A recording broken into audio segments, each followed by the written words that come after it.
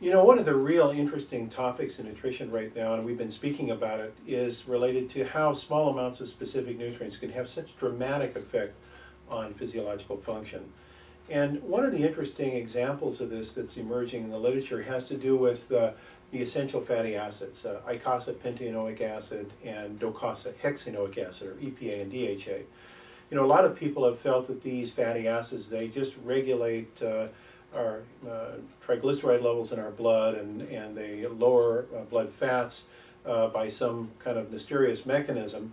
But recently the mechanism of how they work is starting to be much better understood, that they actually impact specific gene expression patterns. They have an effect on regulatory nodes and what are called the intracellular signal transduction process. Now, isn't that a remarkable tongue twister? Intracellular signal transduction. What does that mean?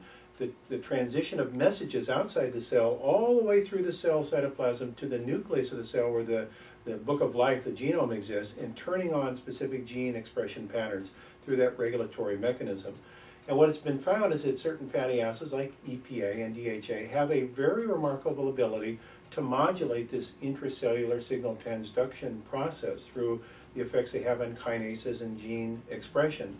Now, what does that mean clinically? What it means clinically is this helps us to understand how EPA and DHA might have positive effects on neuronal function and help to resist dementia, and maybe in fact very important preventive agents against things like Alzheimer's disease by this regulatory mechanism they have in lowering neuronal inflammatory signaling and improving then gene expression patterns that are associated with a healthy brain and a healthy nervous system.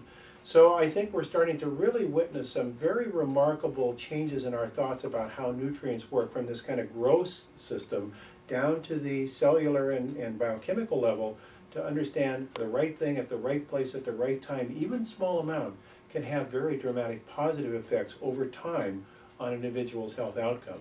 Now, the converse of that, clearly, is what about the wrong thing at the wrong time, like a toxin or a pesticide or a toxic mineral like a lead or a cadmium or a mercury?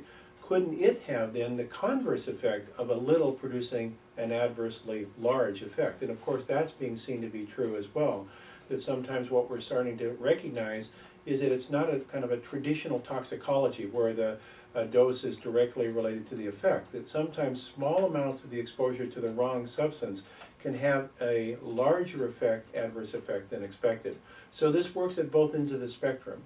A good effect from a small amount with the right substance, a bad effect of a larger amount with the wrong substance. So it opens up the new field of toxicology to be what we call hormetic. The term hormesis stands for a small amount of a substance having a bigger biological effect than we had anticipated.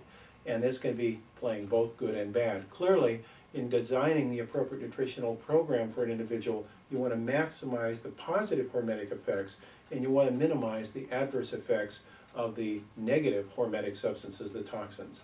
A whole new concept as to how nutritional products like EPA and DHA can be used therapeutically.